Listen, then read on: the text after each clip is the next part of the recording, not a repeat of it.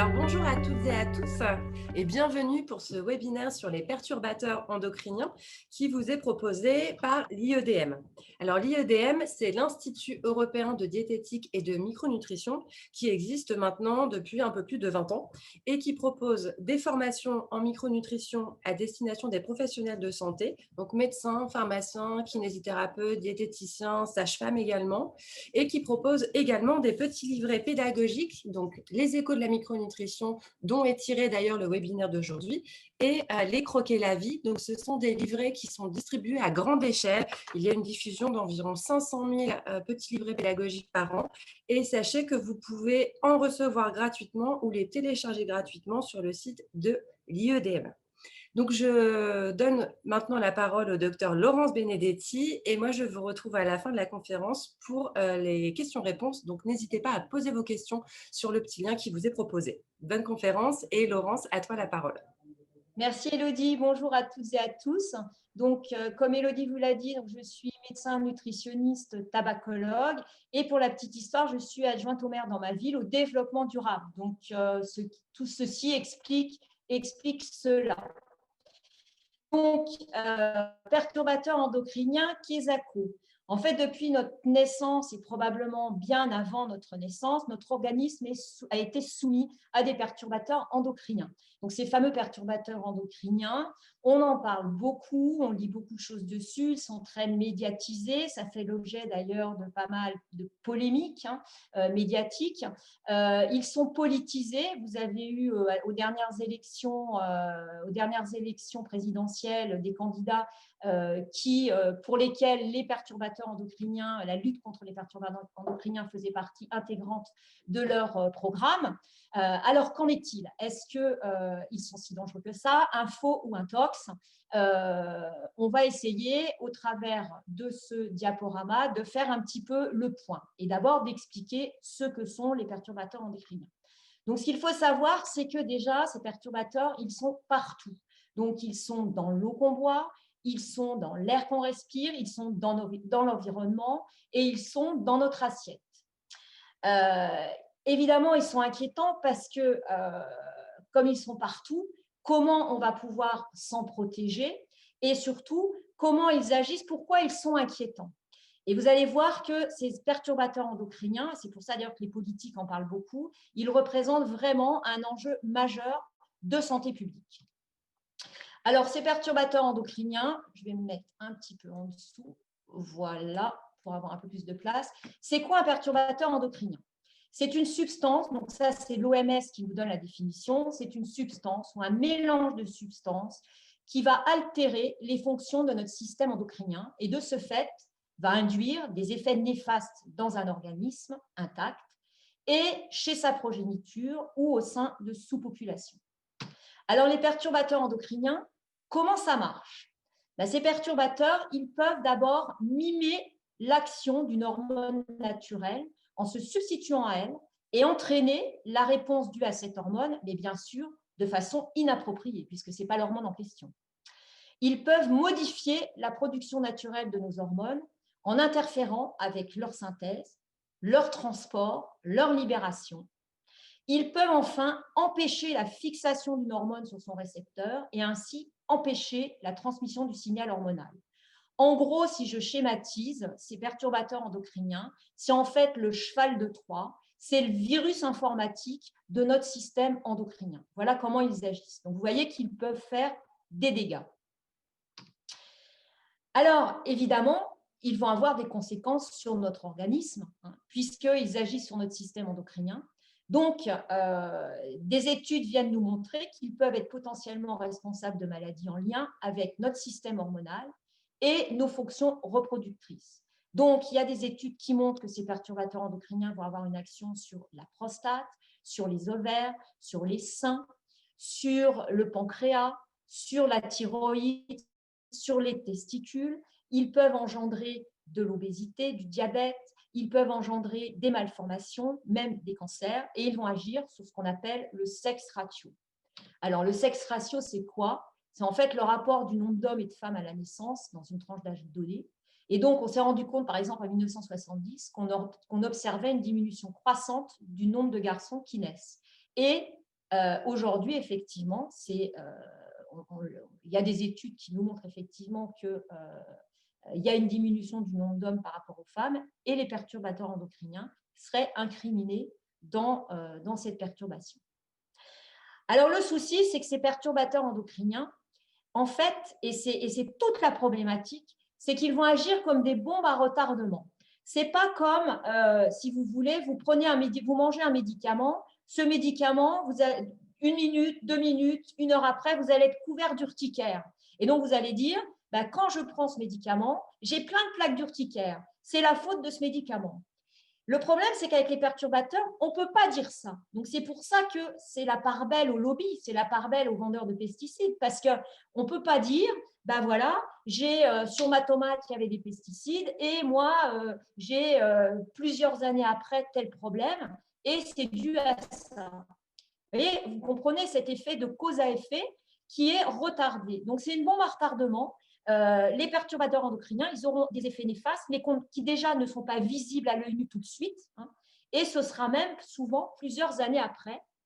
Et l'embêtant de l'histoire, c'est que non seulement ils vont agir sur l'individu même, c'est-à-dire que vous, si vous êtes allergique à tel médicament, vous allez faire un œdème de coin qui est un urticaire, mais ça ne veut pas dire pour ça que votre enfant aura un urticaire ou un œdème de coin qu'avec le même médicament. Tandis que là, les perturbateurs endocriniens, ils agissent sur plusieurs générations et parce qu'ils agissent sur les mécanismes, ils ont un impact sur l'épigénétique, sur les mécanismes épigénétiques.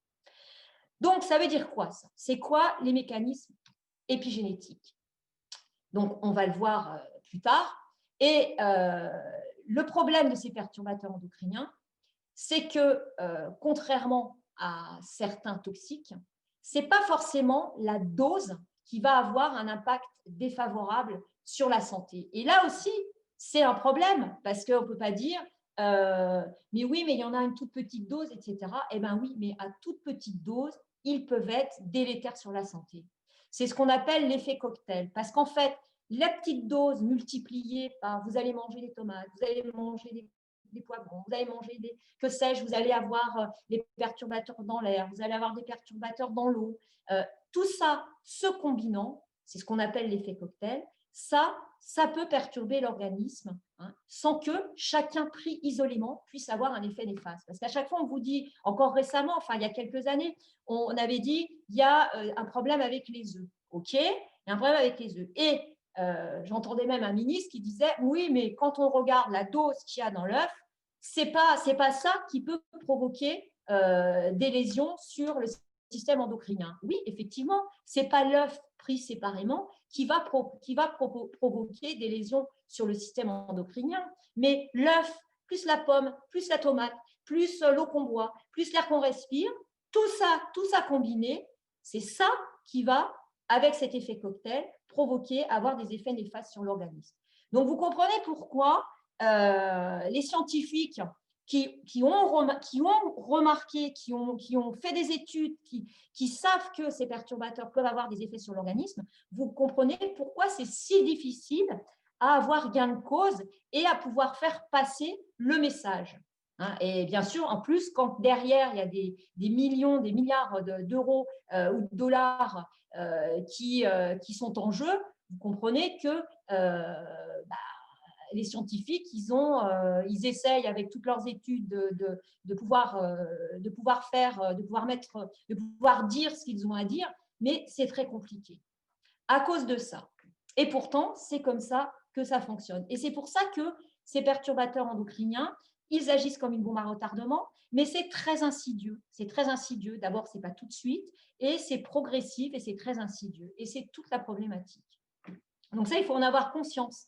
Et quand on vous dit, oui, mais non, ce n'est pas parce que dans ta pomme, il y a un tout petit peu de perturbateur de pesticides que ce n'est pas ça qui va provoquer. Si, parce que ça, plus ça, plus ça, plus ça, c'est délétère. Alors, donc, on les trouve, ces perturbateurs endocriniens. Malheureusement, on trouve de partout. Hein. Ça va être les parabènes et phénoxyéthanol que vous trouvez dans les cosmétiques, dans les lingettes de toilette, dans les médicaments, dans nos crèmes, dans les crèmes qu'on se met sur le visage. Ça peut être les alkyphénols que vous allez trouver dans les lingettes jetables, dans les lessives, dans les détergents, dans les emballages plastiques, dans les cosmétiques, les phtalates que vous allez trouver dans les bouteilles plastiques, les produits de beauté, les jouets en plastique, les produits d'entretien, les vernis à ongles. Ça va être le bisphénol A qu'on va trouver dans les films alimentaires, les canettes, les boîtes de conserve, même les lentilles de contact, les tickets de caisse, bon, on y reviendra tout à l'heure, les bouteilles plastiques, les pesticides qu'on va trouver, on en trouve des traces dans l'eau courante, on en trouve des traces sur notre nourriture. Les PFOA ou PFOS qu'on va trouver sur les poêles anti-adhésives, les peintures, les ustensiles de cuisine, les textiles imperméables, les formaldéhydes, les colles à bois, les peintures. Donc, vous voyez que,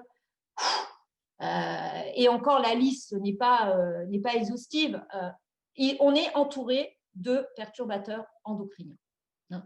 Donc, c'est pour ça qu'il va falloir être vigilant, essayer d'aller faire la chasse aux perturbateurs endocriniens, en tout cas dans notre vie de tous les jours, si on peut le faire dans un premier temps.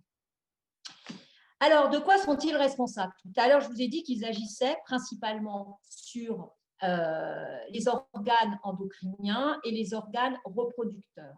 Donc, ils vont agir, ils vont pouvoir avoir des conséquences. Tout ça, ce sont le fruit d'études, ça ne sort pas d'un chapeau. Ils vont pouvoir être à l'origine de problèmes thyroïdiens. Ils agissent sur le pancréas, donc ils vont pouvoir être à l'origine de diabète de type 2, d'obésité, de cancer du sein. Ils vont agir sur les organes génitaux, donc ils vont pouvoir être à l'origine de malformations génitales, de cancer de la prostate, de cancer des testicules, de problèmes de fertilité. Et chez l'enfant, on sait qu'ils peuvent être à l'origine de puberté précoce, de troubles cognitifs, de troubles neurocomportementaux comme l'autisme, comme les troubles d'attention, les problèmes d'hyperactivité. Donc, vous voyez que ça n'est pas anodin. Et je vous le répète, ces perturbateurs endocriniens, ces effets ils peuvent être à l'origine de toutes ces problématiques de santé sur l'individu, mais le problème, c'est que ça peut également se répercuter sur la progéniture, les enfants et même les petits-enfants. Donc, c'est vraiment, quand on dit que c'est un problème de santé, c'est vraiment un problème de santé et il va falloir trouver des solutions contre ces perturbateurs endocriniens. Alors, il y a des populations qui sont plus exposées que d'autres et en particulier, ce sont les femmes enceintes et les jeunes enfants. Et donc, cette période, il y a une période qu'on appelle la période des 1000 jours, qui est en fait la période entre la périconception jusqu'aux 2 ans de l'enfant. Donc, cette période-là est très importante. C'est une période où l'enfant, le fœtus même dans le ventre de sa maman, et même avant qu'il soit dans le ventre de sa maman, j'oserais dire, va être exposé aux perturbateurs endocriniens. Et d'après les experts, c'est vraiment cette période qui est à risque et sur laquelle, si on peut commencer à jouer, si on peut commencer à prévenir, à faire de la prévention et à jouer sur quelque chose, c'est vraiment cette période-là qu'il va falloir avoir à l'œil. Alors, pour les experts, en fait, c'est moins la dose des perturbateurs endocriniens qu'il faut focaliser, sur laquelle il faut focaliser notre attention, mais plus la période d'exposition de l'individu aux perturbateurs endocriniens. Et c'est vraiment cette période de la périconception aux 2 ans de l'enfant pour laquelle il va falloir être particulièrement vigilant parce que c'est la période pendant laquelle le fœtus, l'embryon et le nourrisson vont être très vulnérables aux effets des perturbateurs endocriniens parce que ces perturbateurs, cette époque-là précise, vont altérer les processus épigénétiques. C'est la période focalisée où les processus épigénétiques peuvent être le plus perturbés par les perturbateurs endocriniens. Alors évidemment, ces processus épigénétiques, ils peuvent être perturbés pendant toute la vie, mais c'est vraiment cette période-là qui est la période la plus vulnérable.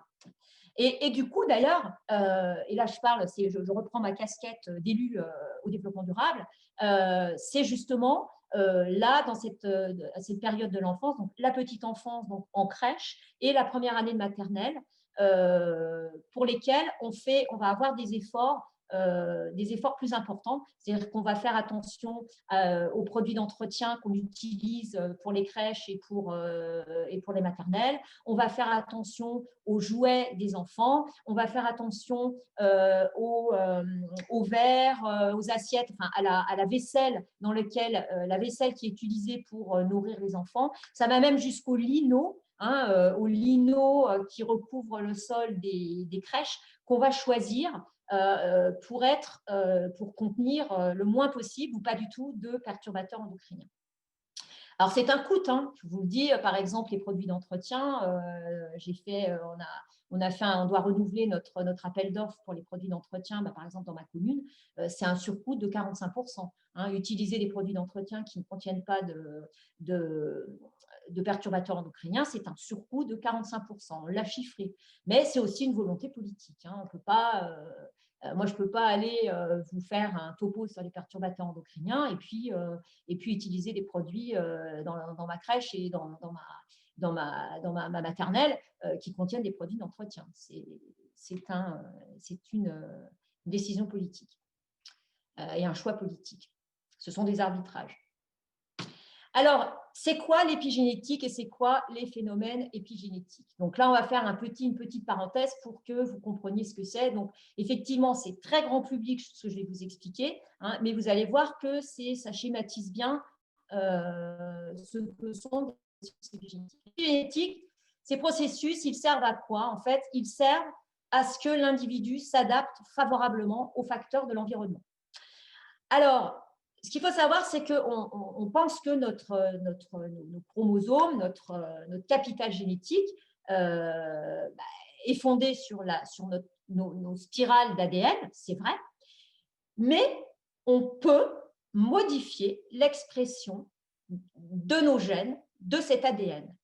Alors, les processus épigénétiques ne vont pas modifier le code génétique, c'est-à-dire qu'ils ne vont pas altérer l'hélice d'ADN, mais ils vont pouvoir modifier l'expression des gènes, un peu comme des interrupteurs, c'est-à-dire que vous imaginez que vos gènes, on peut les mettre en mode off ou en mode on. Soit on les active et donc ils s'expriment, soit on les désactive et ils ne s'expriment pas.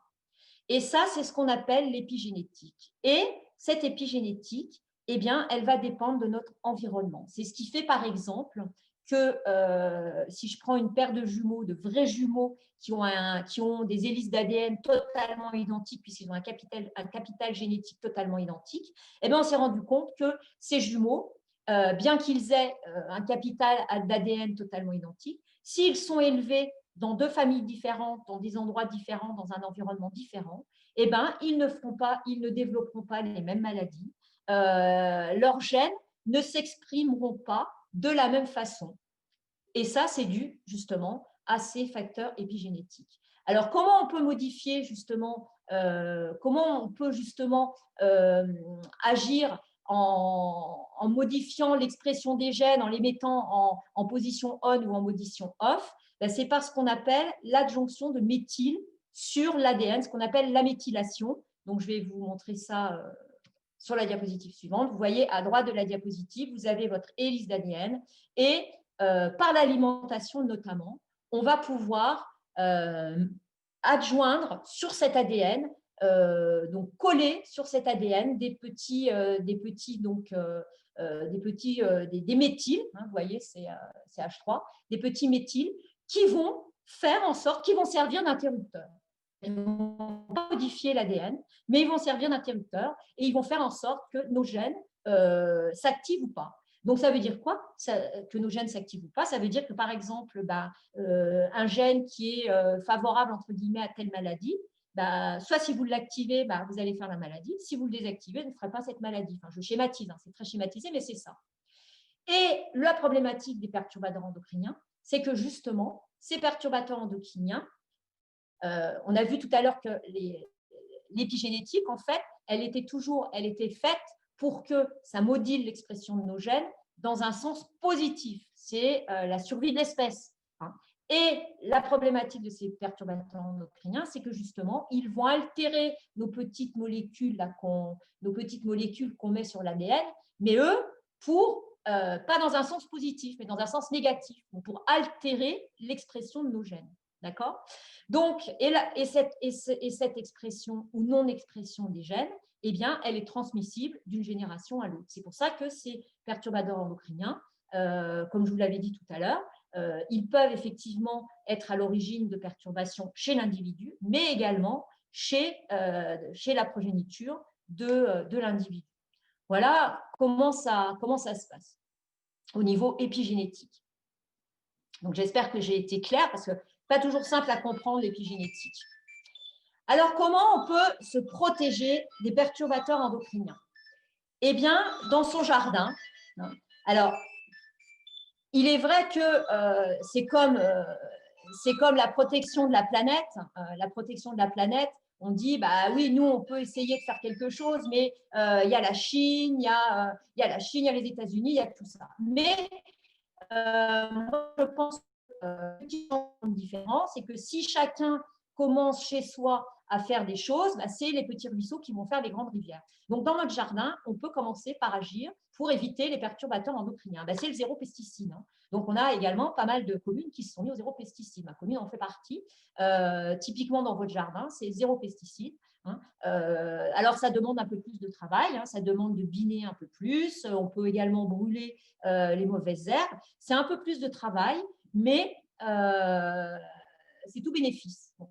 On peut également adopter des techniques de permaculture. Donc ça, si vous voulez vous intéresser, c'est extrêmement passionnant et vraiment, je vous conseille d'aller, si vous avez un jardin, d'aller vers ces techniques de permaculture et de l'enseigner à vos enfants. Donc ça, c'est dans nos jardins. Vous voyez, par exemple, également dans le cimetière, ben, en fait, dans les cimetières des communes, toutes les herbes, eh bien, c'était pesticides, pesticides, pesticides. Et maintenant, c'est la politique zéro pesticide. On essaye de réherber les cimetières, d'enlever tout ce qui est minéral pour mettre du végétal. Hein. D'abord, c'est beaucoup plus joli. Et puis, c'est bien meilleur pour l'environnement. Dans la maison, alors là, dans la maison, il va y avoir du boulot. Donc déjà, il faut aérer, faire les poussières et aérer très fréquemment. C'est bien pour les perturbateurs endocriniens, c'est bien pour le Covid également. Donc, plus vous virez la poussière et plus vous aérez, mieux c'est. Les produits ménagers, il va falloir essayer de les changer de petit à petit, arriver et revenir aux recettes de nos grands-mères, hein, avec du vinaigre blanc, du savon noir de Marseille, du bicarbonate de soude, des lessives sans phosphate pour le lave-vaisselle. Tout ça, hein, ça paraît très compliqué, mais en fait, quand vous vous y mettez, c'est très simple et vous verrez que ça marche tout aussi bien. Le savon noir, ça marche très bien. Éviter l'eau de Javel à tout va, éviter tout ce qui est produits ménagers en pulvérisateur. Hein. Tout ce qu'on va se mettre sur le visage, éviter les produits cosmétiques avec des phtalates et du parabène. Donc maintenant, on a des applications également qui peuvent mettre même avec des flashcodes nous dire si le produit qu'on veut acheter contient ces produits-là. Pour les enfants, revenir sur des jouets en bois ou en tissu non traité.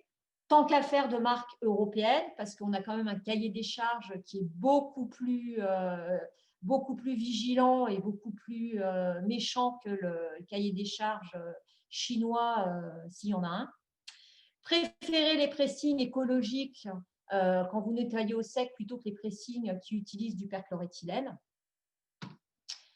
Dans notre cuisine, il va falloir faire attention au conditionnement et à la cuisson. Éviter tout ce qui est en plastique, favoriser plutôt la vaisselle en verre, en inox, en grès, en céramique, en terre cuite, en fonte émaillée. On va faire retravailler nos artisans, c'est pas plus mal, et nos commerçants de proximité. Arrêter l'utilisation d'ustensiles traités au téflon. Alors ça, c'est vraiment terrible. Les récipients, et faites attention aux films étirables en plastique, aux bouteilles en plastique. Alors, il faut savoir que depuis 2011, donc, les biphénols A, donc on a fait la chasse à la famille des biphénols A et principalement, on les trouvait dans les biberons. Donc, depuis 2011, les biberons qui contiennent des bisphénols A ont été interdits. Et depuis 2015, on trouvait ces bisphénols A dans les boîtes de conserve, les canettes, les tickets de caisse. Et là aussi, il y a une législation qui fait en sorte qu'aujourd'hui, les boîtes de conserve, les canettes, les tickets de caisse ne contiennent plus de bisphénol A. Pardon. Mais il en reste d'autres. Vous avez les bisphénols S et les bisphénols F qui vont avoir une action sur la testostérone. Et là aussi, il va falloir qu'on parte à la chasse. Et c'est là où je dirais que le consommateur est acteur. C'est ce qu'on appelle le consommateur. Là aussi, les consommateurs ont leur mot à dire. C'est-à-dire qu'à partir du moment où vous boycottez un certain nombre de produits, eh bien, ces produits ne sont plus en vente. Et puis, petit à petit, le législateur se met en place des lois pour aller plus loin et interdire les produits. Il faut savoir lire les étiquettes. Alors, bon, c'est des noms barbares. Ce qu'il faut savoir, c'est que quand vous voyez sur les plastiques, vous avez tous ces petits sigles, ils sont au nombre de 7. Il faut vraiment que vous fassiez un halo sur le numéro 3, le numéro 6, le numéro 7, qui sont les PVC, les polystyrènes et les polycarbonates, s'y contiennent ces produits-là. Donc, il faut trouver un moyen mémotechnique pour 367. Bon, il y a 365 jours, ça ne va pas. Il faut trouver un moyen mémotechnique pour que vous vous souveniez que si vous voyez un produit qui contient ces produits-là, il ne faut pas l'acheter. Il faut le bannir parce que ce sont des produits qui contiennent des perturbateurs endocriniens avec un impact sur la santé prouvé. Donc, lire les étiquettes, petite mémoire visuelle. Et puis, on peut agir aussi dans notre assiette. Donc, dans notre assiette, on peut adopter ce qu'on appelle la détox attitude. Donc, d'abord, choisir des fruits et légumes de saison, issus de l'agriculture biologique ou raisonnée, qui limitent les pesticides. Privilégier les poissons de petite taille pour éviter l'intoxication au mercure, miser sur les aliments qui sont riches en antioxydants et qui contribuent à l'élimination des toxiques en luttant contre les radicaux libres. Je pense aux fruits, aux légumes de couleur, tomates, fraises, cassis, myrtilles, carottes, poivrons, potirons, les épices, curcuma, romarin, anis, réglisse, les légumes crucifères, donc de la famille des crucifères, qui sont des sources de substances soufrées, qu'on appelle les glucosidés, et l'élimination de certains toxiques, c'est même des anticancers entre guillemets. Donc, je citerai les choux, les brocolis, les navets, les radis, le cresson. Et puis, il faut savoir que la barrière intestinale, c'est-à-dire la muqueuse intestinale, constitue une barrière. Et quand vous avez un intestin quand vous avez un intestin irritable, quand vous êtes colopathe, eh bien, cette barrière n'est plus étanche, il y a des trous dans la raquette, et cette barrière intestinale n'est plus étanche aux perturbateurs endocriniens. Donc, comment on peut renforcer cette barrière intestinale? On peut renforcer cette barrière en consommant des laits fermentés qui sont riches en probiotiques, donc les laits fermentés, le kéfir, le miso. Et puis, on peut consommer des prébiotiques sous forme de fibres, c'est-à-dire tous les aliments qui contiennent des fructanes. Je citerai les bananes, les topinambours, les asperges, les salsifis, tous ces aliments qui sont très riches en fibres. Et puis, en complément alimentaire, consommer, si vraiment on n'est pas bien, des probiotiques. Et des probiotiques et également des compléments alimentaires qui contiennent de la glutamine. Et ces probiotiques et cette glutamine vont agir sur, d'une part, la flore intestinale et d'autre part, sur la muqueuse intestinale en cicatrisant cette muqueuse et donc, du coup, en améliorant son étanchéité. Donc, vous voyez qu'on a quand même des moyens de pouvoir, à notre niveau, commencer à à agir là-dessus. Donc voilà, donc j'en termine avec ce diaporama. Donc je vous remercie de votre attention. Vous pouvez trouver tout ce dont je vous ai parlé sur l'école numéro 36 qui s'appelle perturbateur endocrinien Quésaco, que vous pouvez trouver en allant sur Google. Vous tapez écho de la micronutrition sur Google en cliquant un petit peu, en cherchant un petit peu, vous trouverez cet écho de la micronutrition.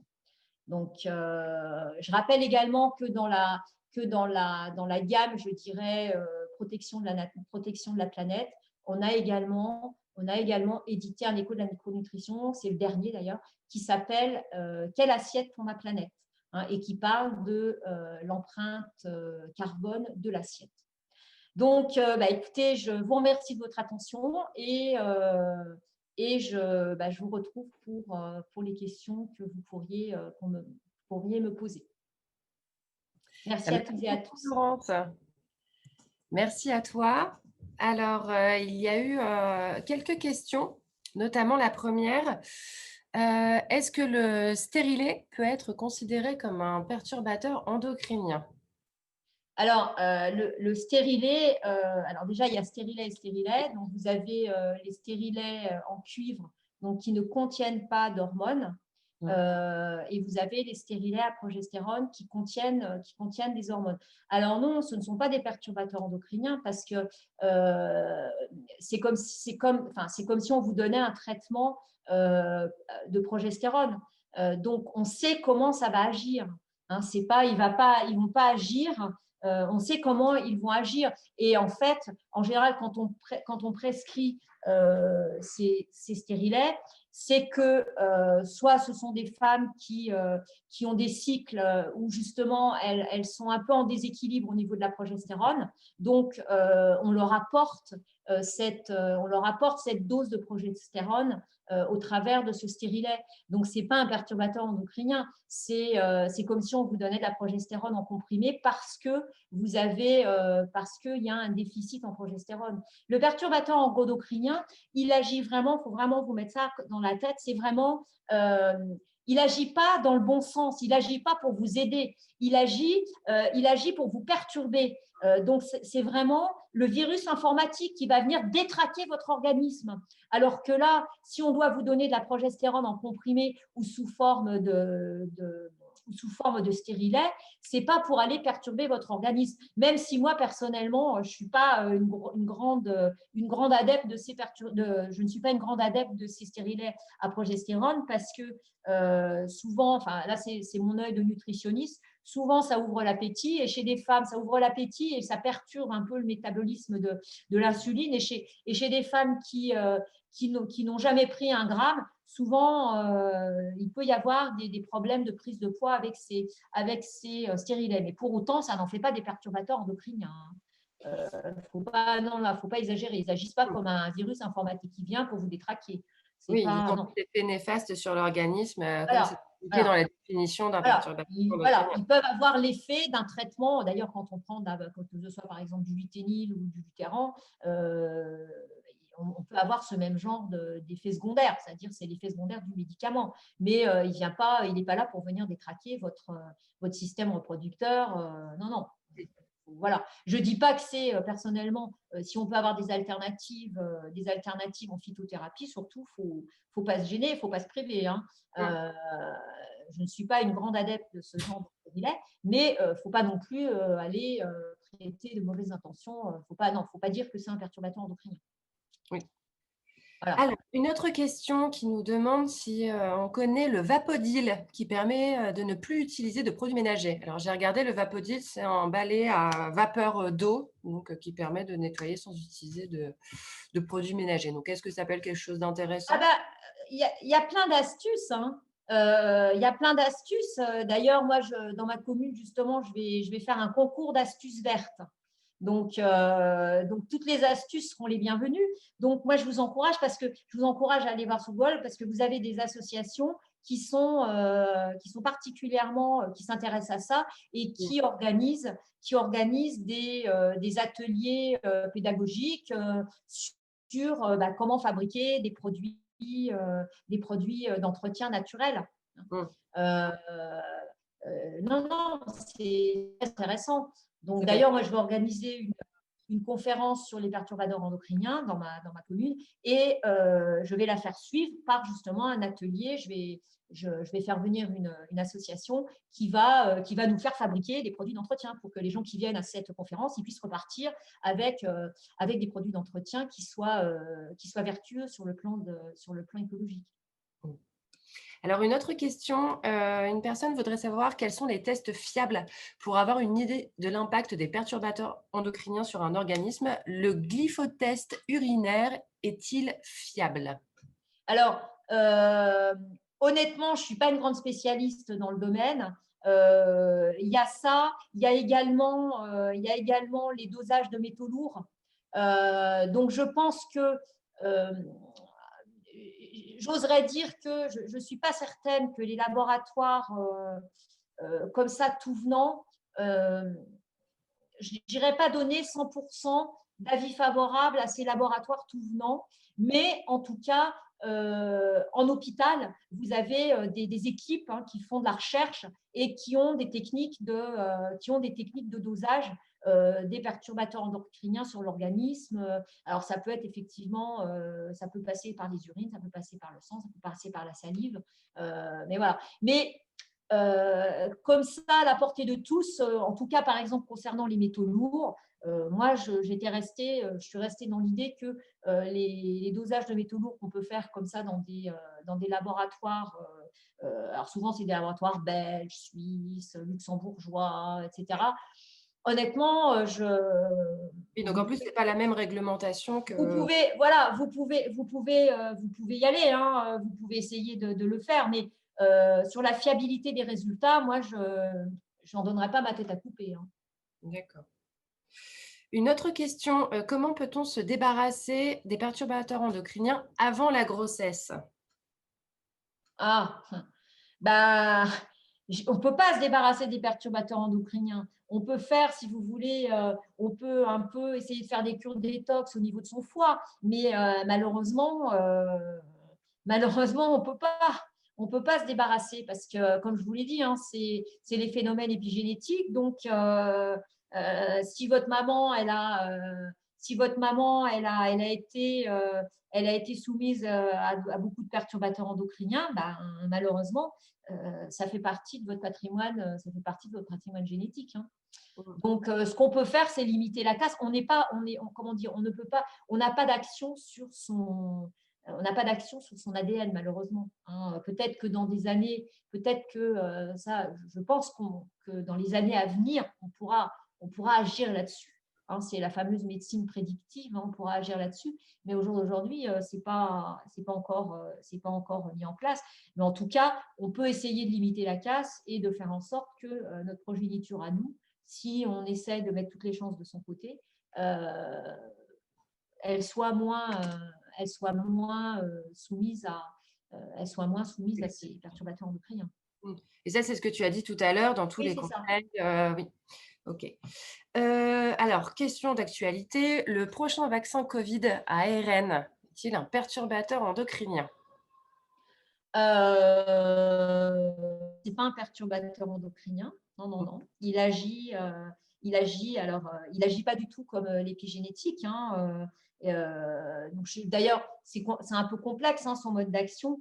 Il agit sur le spike, mais c'est pas un perturbateur endocrinien.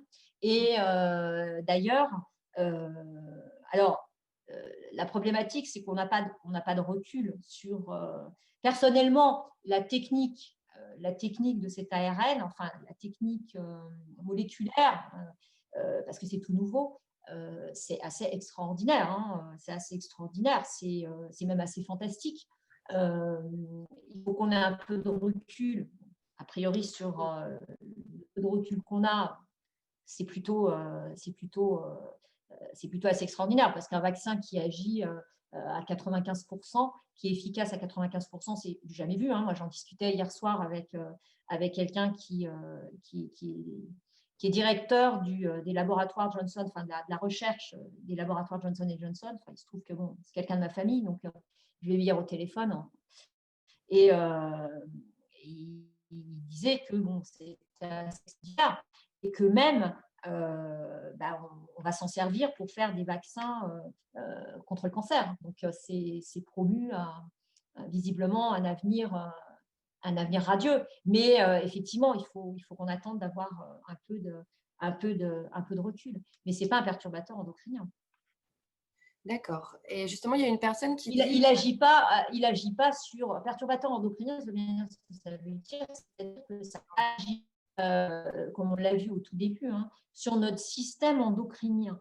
Hein. L'ARN, il va agir sur le virus, hein, sur la multiplication du virus. Il ne va pas agir sur notre système endocrinien. Il ne va pas aller se fixer sur notre thyroïde, sur notre pancréas, sur la prostate des messieurs, bon, voilà, il va agir directement au niveau du virus. Donc, ce n'est pas un perturbateur endocrinien. C'est sûr qu'il va perturber, la multiplication du virus. Ça, là, on est d'accord. Mais bon, il va la perturber, je dirais, dans le sens positif du terme. Mais ce n'est pas un perturbateur endocrinien. Les perturbateurs endocriniens n'agissent que sur nos organes reproducteurs et sur notre système endocrinien. Alors, il y a une question concernant le phénoxyéthanol qui est présent dans les cosmétiques. Est-ce que tu sais à partir de quelle concentration il devient dangereux? Non. Il y en a beaucoup. Là, sincèrement, on peut se renseigner et vous dire, hein, parce que moi, je ne suis pas une spécialiste de tous les perturbateurs endocriniens. Non, je ne sais pas. Moi, je pourrais préciser que la réglementation cosmétique française est très, très, très comment dire, exigeante. Ouais. Donc, je pense que s'il y a un conseil à donner, c'est de privilégier des produits cosmétiques qui sont soumis à la législation française, car ce n'est pas du tout la même aux États-Unis et ce n'est pas du tout la même quand les produits viennent Voilà. d'ailleurs. C'est vrai pour les produits bio également. Hein. On a un cahier des charges qui est beaucoup plus sévère que dans d'autres pays. Hein. Donc, on est toujours en train de dire l'administration française, mais finalement, pour certaines choses, c'est comme toujours, il y a du plus et il y a du moins, mais pour certaines choses, c'est plutôt du plus. Autre question, quel traitement donnes-tu, Laurence, en cas d'exposition importante aux perturbateurs endocriniens? Que donnes-tu en détox? Mais je veux dire, il n'y a pas de… Enfin, je voudrais quand même faire passer ce message, c'est que on peut donner, je vous ai parlé de toutes ces plantes, tous ces fruits et légumes, etc., qu'on peut mettre dans notre assiette, tout ce qui peut agir sur la détox hépatique, hein, toutes les plantes qui peuvent agir sur la détox hépatique, hein, que ce soit le curcuma, le romarin, que ce soit chardon-marie, que ce soit artichaut, radis noir, pissenlit, etc. Mais il n'y a pas de médicament contre ça. Enfin, il n'y a pas d'antidote. Hein.